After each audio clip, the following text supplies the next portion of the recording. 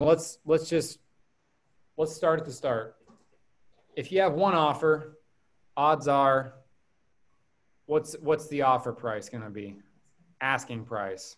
You got one offer, it's probably going to be for asking price in this market, right? In a buyer's market, that wouldn't be the case. Or if the home's been on the market for 100 days, maybe then it's not the case. But right now, let's say one offer equals asking price. What then would two offers mean? Over asking price, at least. Dana says 5K plus. That's probably pretty fair. When you get three offers or more, then it turns into who knows what, because odds are somebody's at least 5K over asking price. And we would be silly. And the reason we're having this conversation is because a lot of us are working with either buyers or sellers, typically buyers when you're first starting the business. We want to make sure that we're being the best fiduciary we can be for our clients. And so for us to receive an offer that is not only contingent home sale, which slows things down and provides uncertainty, because who knows if they're going to sell their house. It also was compounded by being an FHA loan. What can y'all tell me? Dawn, what can you tell me about an FHA loan? Difficult. We're jumping through a lot of hoops to get a lot of things fixed for it.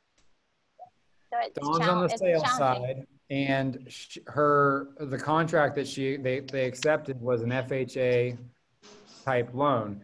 I'm not saying there's anything wrong with FHA loans, VA loans, USDA loans, or any of that other stuff. The moral of the story, though, is when you're on the listing side and you receive an offer that's FHA versus a similar offer that's conventional, do you guys all understand the difference? If we don't, let me explain it very quickly.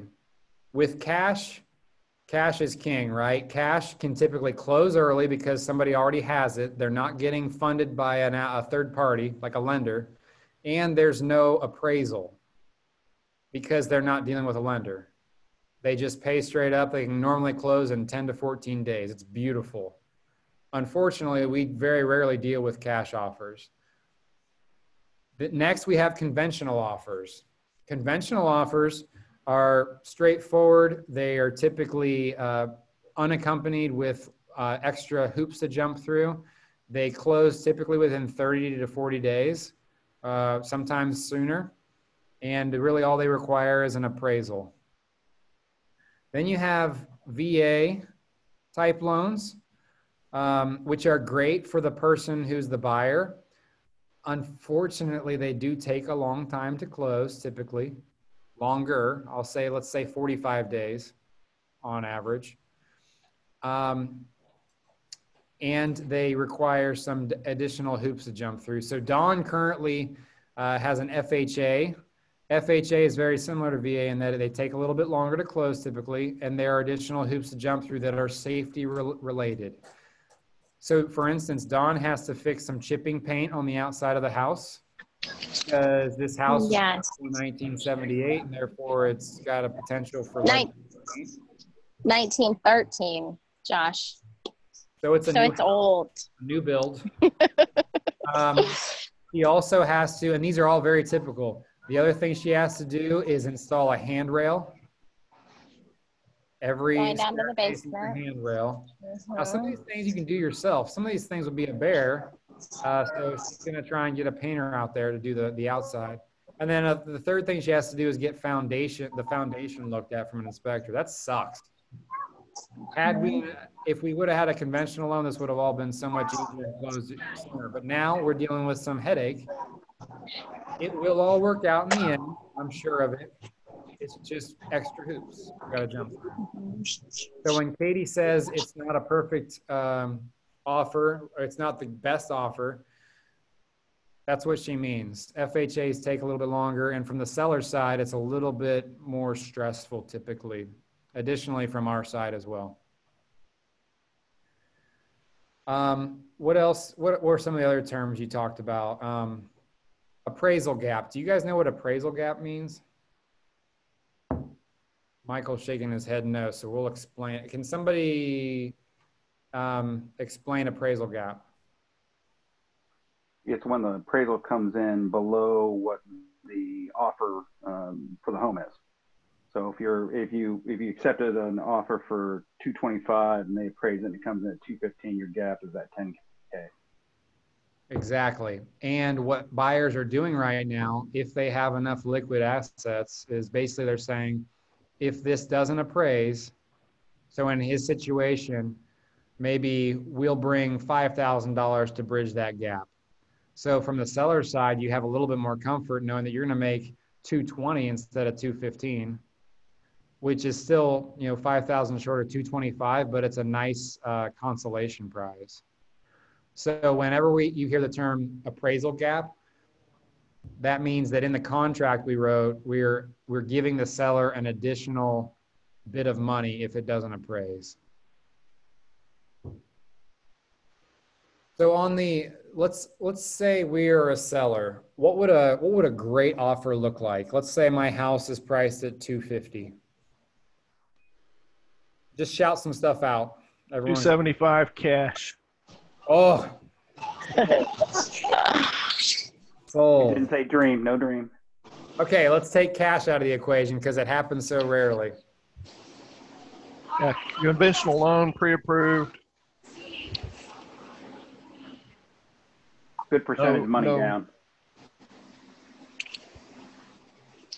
No contingencies, Chelsea said. Contingencies, meaning so that you can waive your remedy request. Please understand this. When we as agents say, would you like to waive your remedy request period, it still entitles you to an inspection. But in this market, in order to be competitive, sometimes we have to waive that next step, which is asking for the seller to fix anything. As a seller, we love that because we're going to save, maybe a couple $1,000 in terms of not having to fix anything in the house off of the inspection. I love what Keith also said, pre-approved. If I get an offer and there's no pre-approval letter, then that offer is as good as toilet paper. Because I don't know that it's worth a damn.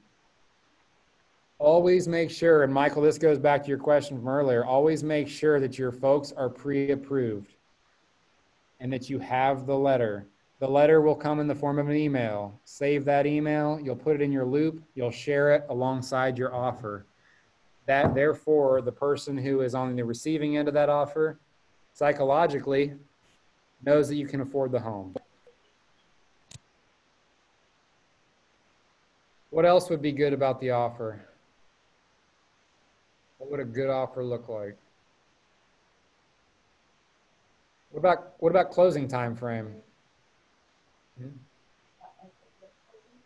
Quick closing date, Chelsea says. In most situations, I would guesstimate that most sellers want to get out from under that mortgage quickly. You will always contact the agent prior to, or look at the agent-to-agent comments. I've gotten in the habit lately of just putting what a desirable offer would look like in my agent-to-agent comments. And if anyone asks, I refer them to the agent-to-agent comments because I don't want to have the same conversation 10 times. So for the listing that I just went active yesterday, it says optimal offers would include possession through September 11th, etc. Josh, you were talking about possession is one of those things is probably the bigger thing because like my client, if she's going to be going into a new house, we don't know when. So if these people want to be moving right away, we have to make it, like you said, I'd have to make it clear in my agent remarks that closing would be after, a certain date. Yeah, and so let's talk about possession. Does everybody understand the difference between closing and possession? Okay, just in case someone's shaking their head yes, but doesn't want to say no. It's closing is when you actually sign the papers and the deed gets placed in your name. And then possession is when you transfer the keys. So when you actually get into the home. And so a relatively new development, I would say, back when I bought my house 5 years ago, this was unheard of, I feel like, is to have delayed possession. What's that? For some people, it's, what's good is like a week. Some people, it's just a couple days. You really just need to contact the other agent, or again, refer to the A to A remarks to see what the other side wants. But if we're talking about the psychology behind an offer, we want to create winning offers. We really have to come at it from how's the other side going to perceive our offer. And sometimes I will tell you this, I kind of poo-poo personal letters. Personal letters work a lot of times. I've shared this before with you guys, what like a good personal letter looks like. You getting on your phone or something? And so it's just very brief. Some people request that you don't insert a picture because then that'll show like what your race is, and we're not allowed to stereotype based off race. So we don't want any excuses, but I normally go ahead and put a picture, like a wedding photo or a family photo of the picture of the couple. And I don't do this myself, by the way. I ask my buyers to do this. And then they write just a little bit of a blurb, puffing up the seller. So in this blurb, you say, Mr. and Mrs. Seller, we just loved your home today when we walked through it. We could foresee ourselves raising our family and our grandkids in it. Oh my God, those light fixtures that you had were like right up our alley. The bird feeder outside really brought to mind my childhood. Like really dazzle it up and use your jazz hands as you're writing. Make it special. Because sellers, whether they like to say so or not, it will impact their decision because you're hitting them at an emotional level. People make decisions based off of emotions sometimes, not always just hard data. So if you can touch them on a relational, emotional field, you just got to step up.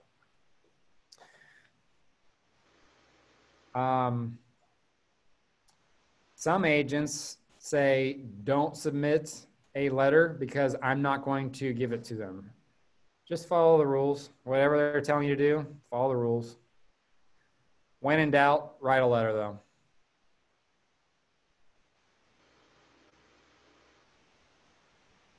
Additionally, guys, when you're writing offers, thinking at it from a psychological level, I always like to touch base with the agent who I'm sending it to try and like establish some good rapport between myself and them. Reason being, I hate to say it, but the agent has a lot of sway in this decision that's about to happen, right? And if that agent can say, hey, I had a really good conversation with Josh, and I know what kind of business he's capable of doing, and he tells me that he closes early on all his deals, and he also told me that, yada, yada, yada. If we can establish a personal rapport, that might get us one brownie point, and one brownie point might tip the scales in your client's favor. So why not take that extra 30 seconds and make a phone call, or at the very least send them a quick note saying, hey, I really look forward to working with you on this. Hope to get a deal done.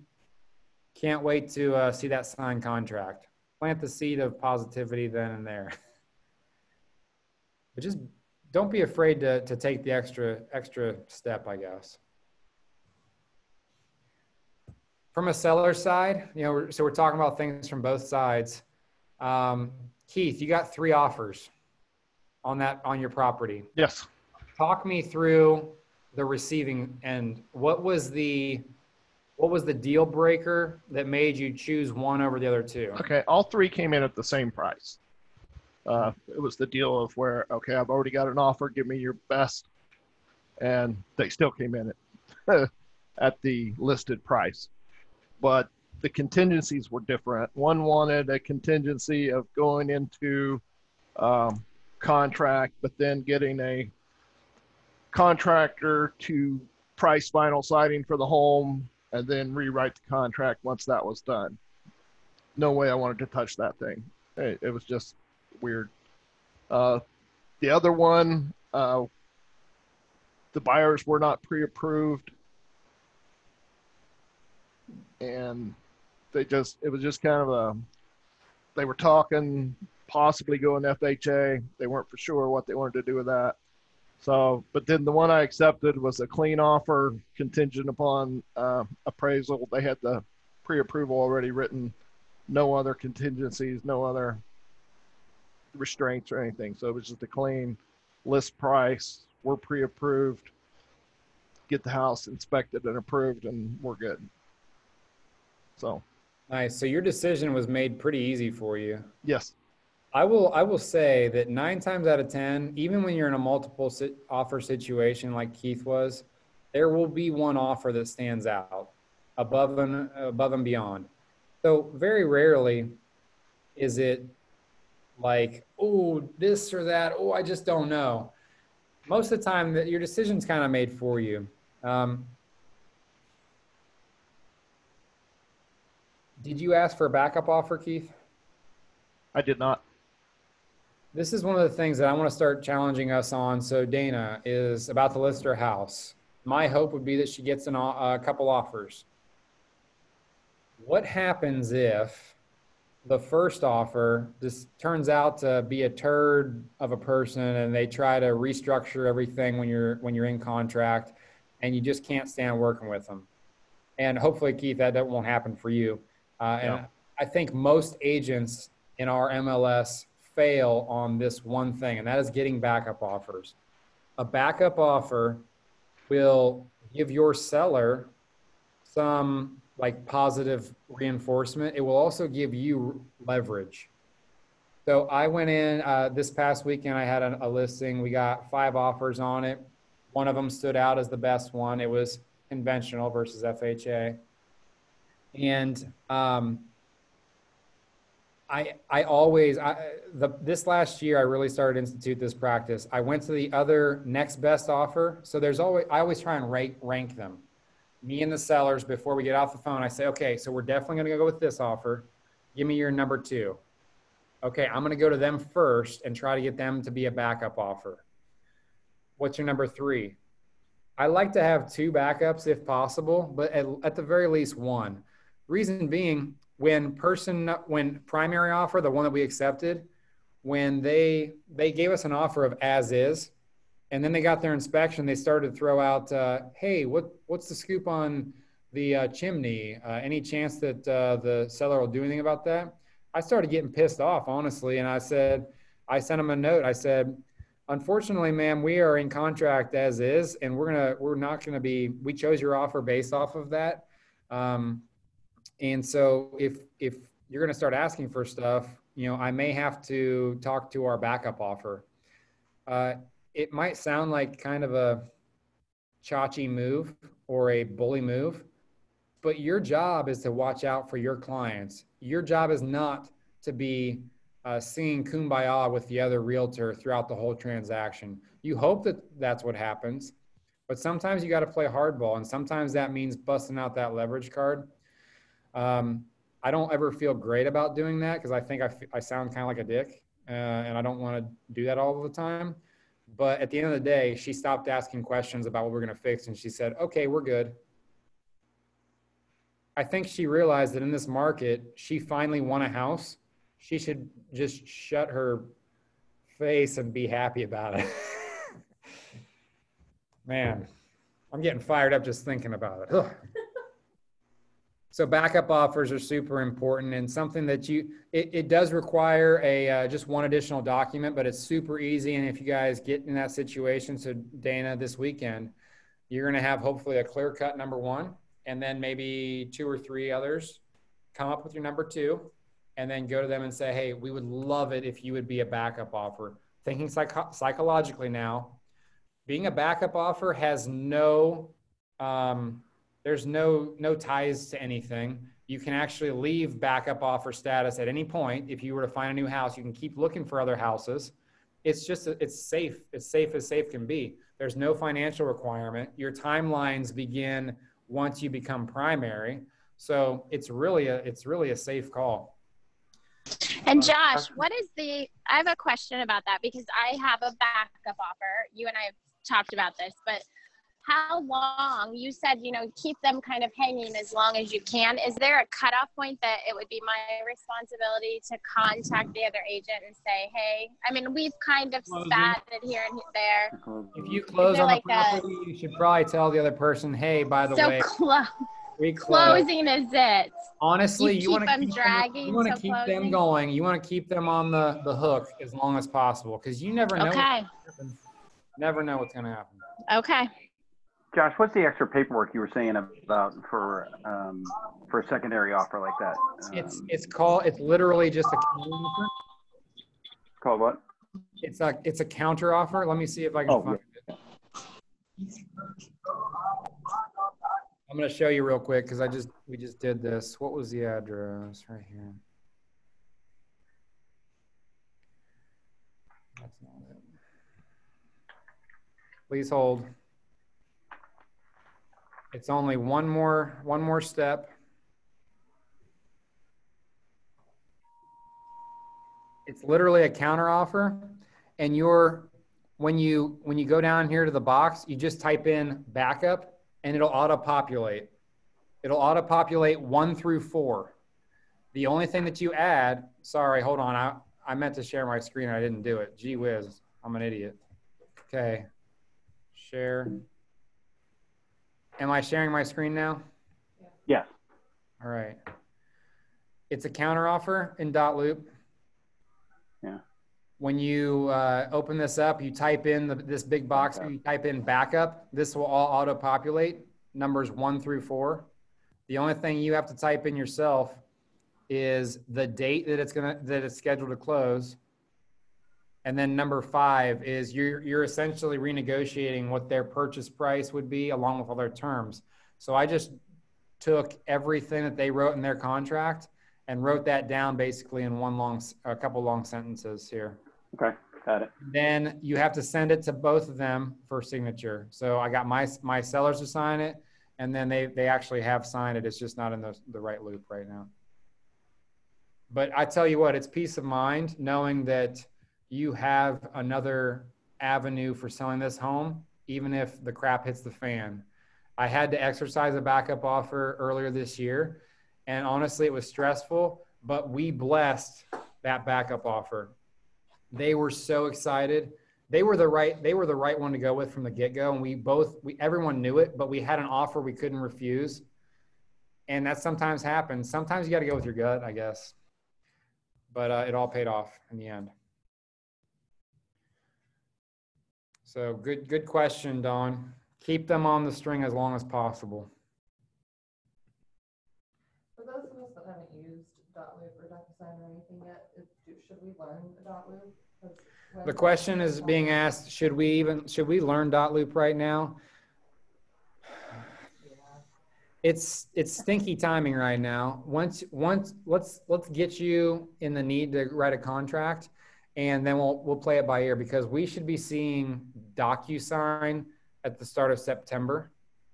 I would love for you to need .loop right now. Let's go get something in the contract so we can get you in a .loop. But I think most of us probably have familiarity of some level with .loop. As soon as DocuSign comes out, I know Katie, me and you, we're going to be fully immersed in DocuSign because that's the future. Why not jump in both feet forward? Because .loop come December 31st is going to be defunct for KW Excel. So you might as well get in earlier than later. Yep. There will be tons of teaching classes, etc. on DocuSign. Good question. So the answer is, let's play it by ear. Go get something in the contract. We'll get you in .loop. All right.